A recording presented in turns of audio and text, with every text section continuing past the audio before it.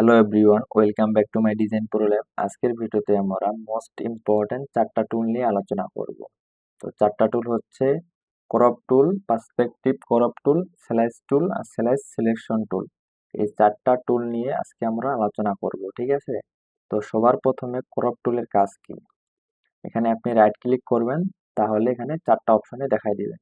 তো ক্রপ টুলের কাজ কি? ক্রপ টুলের কাজ হচ্ছে যে ক্রপ করা। ধরেন এইটা আমি একটা আর্টবোর্ড নিছি, এখানে আপনি ক্রপ করতে পারবেন। এই যে সিলেক্ট করলাম, সিলেক্ট করার পর এভাবে আপনি টান দিলে এভাবে আপনি ক্রপ করতে পারবেন, ছোট বড় করতে পারবেন, ঠিক আছে? আর এটা যদি আপনি আগের অবস্থায় নিয়ে আনতে চান, তাহলে এখানে একটা অপশন আছে দেখেন উপরে, এই যে ক্লিয়ার, ঠিক আছে? এই যে ক্যান্সেলের এখানে একটা অপশন আছে, এই গোল চিহ্নটাতে এখানে ক্লিক করে দিবেন, তাহলে এটা আগের অবস্থায় চলে যাবে, ঠিক আছে? আবার যদি আপনি এভাবে সিলেক্ট করেন, টান দেন, ছোট করেন, এই রেশিওটাই যদি আপনি রাখতে চান আর্টবোর্ডের ক্রপ করার পরে, তাহলে জাস্ট এখান থেকে এই যে রাইট ক্লিকটা আছে, জাস্ট এখানে রাইট ক্লিক করে দিয়ে দিবেন, তাহলে এটা ওই ক্রপ অনুযায়ী এটা নিয়ে নিবে, ঠিক আছে? তো ক্রপ টুলের কাজ মূলত এটাই। তো এখন যেটা শিখবো পার্সপেক্টিভ ক্রপ টুল, ঠিক আছে? আমি এটা কন্ট্রোল জে দিয়ে আগের অবস্থায় চলে যাই, কন্ট্রোল জে দিলে আগের অবস্থায় চলে যাওয়া যায়, ঠিক আছে? তো এখন আমরা যেটা শিখবো পার্সপেক্টিভ ক্রপ টুল। তো পার্সপেক্টিভ ক্রপ টুলের কাজ বোঝার জন্য আমাদের একটা ইমেজ নিয়ে আসতে হবে। তো ইমেজ নিয়ে আসার জন্য আমি চলে যাব ফাইলে, ফাইল থেকে আপনি যদি আর্টবোর্ডের উপরে কোনো ছবি বা ইমেজ পেস্ট করতে চান, তাহলে এখান থেকে আপনি ফাইল থেকে হচ্ছে আপনার ফাইল থেকে যে প্লেস ইনভাইটেড, এই প্লেস ইনভাইটে এখানে ক্লিক করবেন। এখানে আপনার যেখানে ছবিটা রাখছেন সেখানে আপনি সিলেক্ট করে দিবেন। ধরেন আমি এই যে ইমেজ, এখানে ছবিটা রাখছি, সিলেক্ট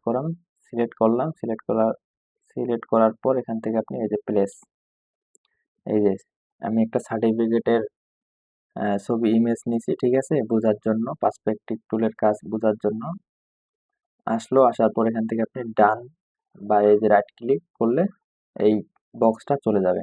তো আমি এখান থেকে ডান করে দিলাম। এখন আমাদের এই পার্সপেক্টিভ টুলের কাজটা বুঝবো, ঠিক আছে? এই টুলের কাজটা হচ্ছে যে এই যে আমার সার্টিফিকেটটা আপনি দেখতেছেন যে ইমেজটা একটু ভাঁজ, এটাকে সোজা করা যাবে, ঠিক আছে? তো সোজা করার যে কোনো ভাঁজ জিনিসকে সোজা করার কাজে আমরা পার্সপেক্টিভ পার্সপেক্টিভ ক্রপ টুলটা ইউজ করে থাকি, ঠিক আছে?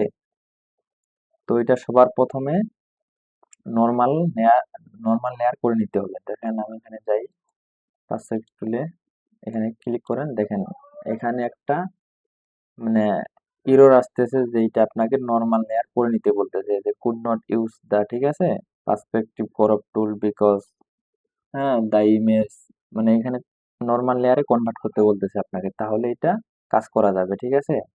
তো এটা সবার প্রথমে এই লেয়ারটাকে রাইট ক্লিক করে এখান থেকে আপনি এই যে রাস্টারাইজ লেয়ার করে নেবেন।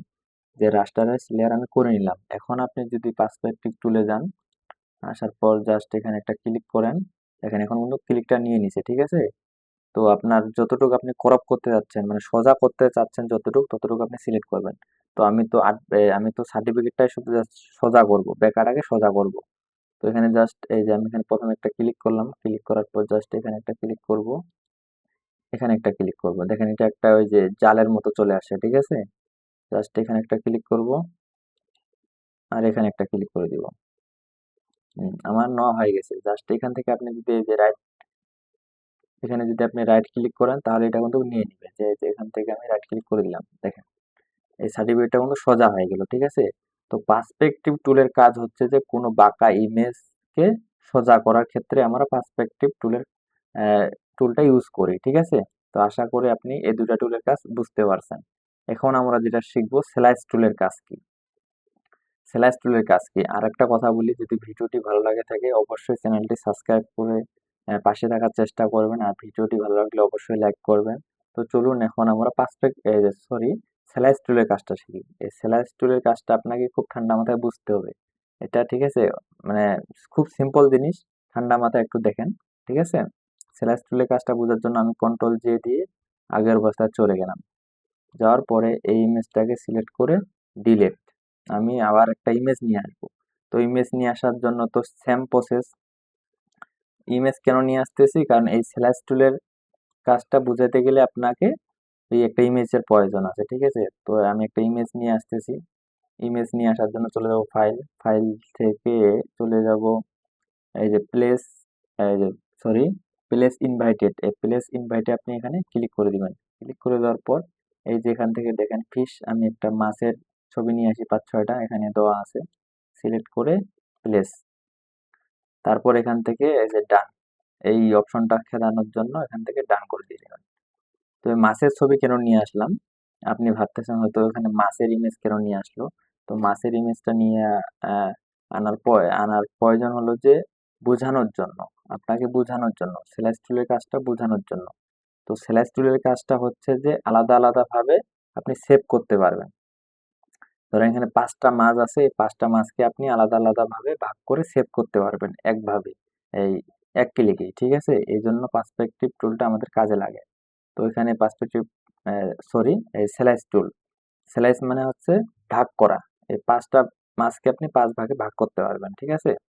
তো আমি জাস্ট এখান থেকে ড্রাগ করে এভাবে টান দিলাম, এটা একটা বক্স নিয়ে নিছে, ঠিক আছে? আপনি চাচ্ছেন যে এখান থেকে একটা টান দিবেন, জাস্ট মাউস ড্রাগ করে এখানে সিলেক্ট করতেছি, এভাবে ড্রাগ করে এভাবে দিয়ে দিবেন। ধরেন আমি 3টা মাছ সিলেক্ট করলাম, তাহলে এইখানেও একটা সিলেক্ট করবেন। ধরেন এই যে 4টা আমি সিলেক্ট করলাম, ঠিক আছে? এখন আমি যদি সেভ দিই তাহলে 4 রকম ভাবে, 4টা মাছ 4 রকম ভাবে সিলেক্ট সেভ হয়ে যাবে একসাথেই। এখন আমরা আরেকটা টুলের এখানে কাজ আছে, দেখেন এই যে স্যালাইস সিলেক্ট টুল, স্যালাইস সিলেক্ট টুল, ঠিক আছে? এই স্যালাইস সিলেক্ট টুলের কাজ কি, এটা হচ্ছে যে আপনি যদি ধরেন বড় ছোট করতে চান এই বক্স গুলোকে, ধরেন প্রথম অবস্থায় তো আপনি সিলেক্ট করে নিয়ে নিছেন, তাই না? এখন আপনি যদি এটাকে বড় করতে চান তো আপনাকে স্যালাইস টুলে যাইতে হবে, স্যালাইস সিলেকশন টুলে যাইতে হবে। এখান থেকে আপনি ক্লিক করে বড় করতে পারবেন, এগুলাকে ছোট বড় করতে পারবেন। এই যে টানে বড় করতে পারবেন এবং ছোট করতে পারবেন আপনি। এটা হচ্ছে এডিট করার জন্য, বড় ছোট আপনি করতে পারবেন। আর আপনি যদি আবার ডিলিট যদি করতে চান তাহলে এই সিলেকশন টুলেই যাবেন। ধরেন কোন একটা বক্সের আপনার প্রয়োজন নেই, ধরেন এই বক্সের আপনার প্রয়োজন নেই, ভুল করে এটা সিলেক্ট করছেন, তো এটা ডিলিট কিভাবে করবেন? তো ডিলিট করার জন্য এই স্লাইস সিলেকশন টুলে যাবেন। সিলেকশন টুলে আসার পর জাস্ট এখানে একটা ক্লিক করবেন। ক্লিক করার পর রাইট ক্লিক, সরি, এই যে যখন এই নীল বক্সটা আসবে তারপর রাইট ক্লিক করবেন। সরি, কেন যে আসতেছে না, আচ্ছা এইটাতে যাই, জাস্ট এখানে সিলেক্ট করবেন, রাইট ক্লিক, দাঁড়ান, এভাবে সিলেক্ট করবেন, তারপর রাইট ক্লিক। রাইট ক্লিক করার পরে যেখানে দেখেন একটা অপশন আছে ডিলেট সেলাই সেলাইস, ঠিক আছে? তো এখান থেকে আপনি ডিলিট করে দিতে পারবেন, দেখেন এটা চলে গেছে, ঠিক আছে? আবার এখান থেকে আপনি যদি চান তাহলে আবার সিলেক্টও করতে পারবেন, এই যে সেলাইস টুল দিয়ে এভাবে সিলেক্টও করতে পারবেন, ঠিক আছে? এভাবে সিলেক্ট করতে পারবেন, এডিট করতে পারবেন, সব করতে পারবেন। এখন আমরা সেভের প্রসেসে চলে যাই। এখন সেভ কিভাবে করবেন, ধরুন 4টা 4 ভাগে আপনি ভাগ করলেন, এখন সেভ কিভাবে করবেন? তো সেভ করার জন্য চলে যাবেন আপনি ফাইলে, ফাইল থেকে এক্সপোর্ট, এক্সপোর্ট থেকে এই যে সেভ ফর ওয়েবে যাইতে হবে, তাহলে সেভ হবে, না হলে কিন্তু হবে না। এভাবেও সেভ এজও করতে পারবেন, কিন্তু এটা সবগুলোই একটা হবে। আর এই সেভ ফর ওয়েবে গেলে আলাদা আলাদা আপনি সেভ, মানে 4টা মাছকে সিলেক্ট করলেন, 4টা মাছ আলাদা আলাদা ভাবে সেভ হবে। তো সেভ ফর ওয়েবে যাওয়ার পর এখানে ক্লিক করে দিবেন, দেখেন এখানে একটা পপ আপ চলে আসছে। তো এখান থেকে আপনি সেভ করতে পারবেন ডিরেক্ট, এই যে এখান থেকে মোড কি দিবেন, এই যে জেপিজি, এই অ্যারোতে ক্লিক করে এখানে কোন মোড দিবেন। তো এখান থেকে জেপিজি দেওয়া আছে, যে আমরা জেপিজি সিলেক্ট করতে যাই, ঠিক আছে? এরপরে এগুলা লাগবে না দেখার, এই যে কোয়ালিটি এখানে আপনি 100% দিতে পারেন, 60 আমার দেওয়া আছে, ঠিক আছে? এখানে আপনি 100% দিতে পারেন। তারপর এখান থেকে এই যে সেভ, এই সেভ অপশনে ক্লিক করবেন। তারপর এখানে আরেকটা পপআপ আসবে যে আপনি একটা লোকেশন সিলেক্ট করে দিতে হবে, যে আপনি কোথায় সেভ করতে যাচ্ছেন।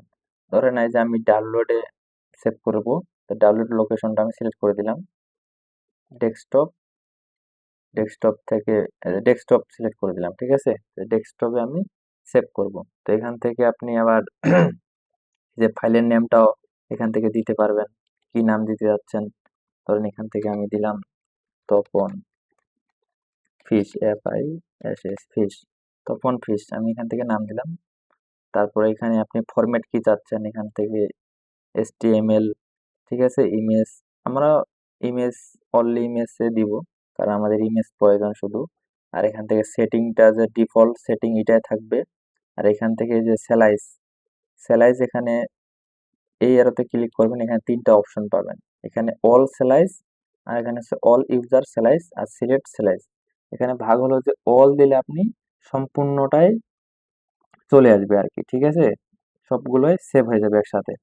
আর সিলেক্ট স্যালাইজ হচ্ছে যে আপনি যেগুলোকে সিলেক্ট শুধু করছেন ওগুলো শুধু সেভ হবে, ঠিক আছে। আপনি স্পেসিফিক ভাবে এগুলোকে সেভ, আবার প্রিসেট আছে এখানে, সিলেক্ট করে সেভ করতে পারবেন। তো আমি এখান থেকে অল স্যালাইজ দিয়ে দিলাম, দেওয়ার পর এখান থেকে এই যে সেভ দিয়ে দিবেন, এটা সেভ হয়ে গেছে, ঠিক আছে।